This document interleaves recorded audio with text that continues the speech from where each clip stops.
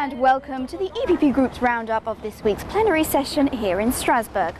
On Tuesday, the most comprehensive and far-reaching banking regulation in the history of the EU was adopted, and it's not just about the bankers' bonuses. Following a year of negotiations with EU member states, Parliament approved the fourth Capital Requirements Directive, which will create a safer financial system. The directive ensures that banks build solid security buffers and put aside not only more but better capital to cover their business risks, so that taxpayers' money no longer has to be used to prop the banks up. SMEs will have better access to finance, provision for loans will be raised, and the risk ratio dropped by 30%. We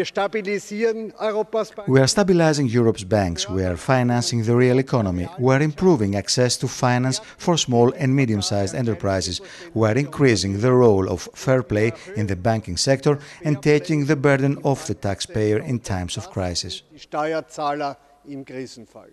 Othmar Karas introduced two important elements in particular. Bonuses will be capped to 100% of a banker's annual salary, and country-by-country reporting will be required for the first time.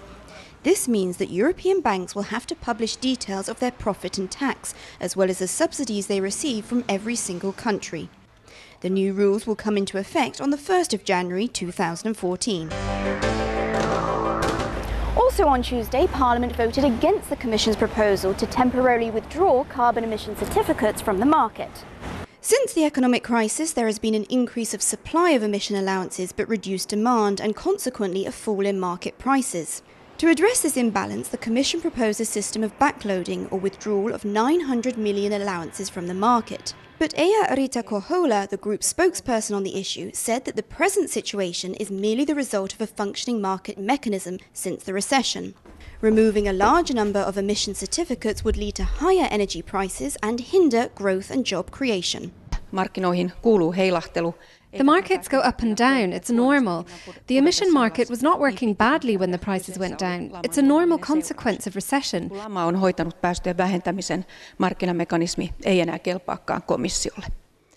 it's not logical for the Commission to try to change the market mechanism artificially. It's irresponsible during a recession. We shouldn't destroy the basis for growth. Rejection of the proposal does not affect the EU's emission reduction targets. It is still on track to achieve a 20% reduction in greenhouse gas emissions by 2020. On Wednesday, members held a debate on the handling of the Cyprus bailout. EPP Group spokesperson on Economic and Monetary Affairs, Jean-Paul Gauzès, said there were a few lessons to be learnt. He blamed Cypriot banks for building up too much risk, but the EU institutions for their lack of vigilance and the Eurogroup for its disastrous communication.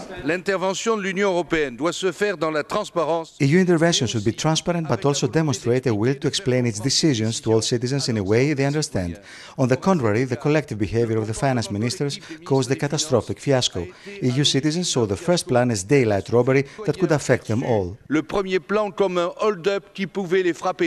For the EPP Group, it is now of paramount importance that we implement the banking union and a single supervisory mechanism as soon as possible to avoid similar crises. The group understands that the agreed economic and financial adjustment programme is painful for the Cypriot people, but expressed its full support to the government to help Cyprus back onto the road to sustainable growth. And that's all for this plenary news, but join us again next week in Brussels for more information about the activities of the largest group in the Parliament. Thank you for watching.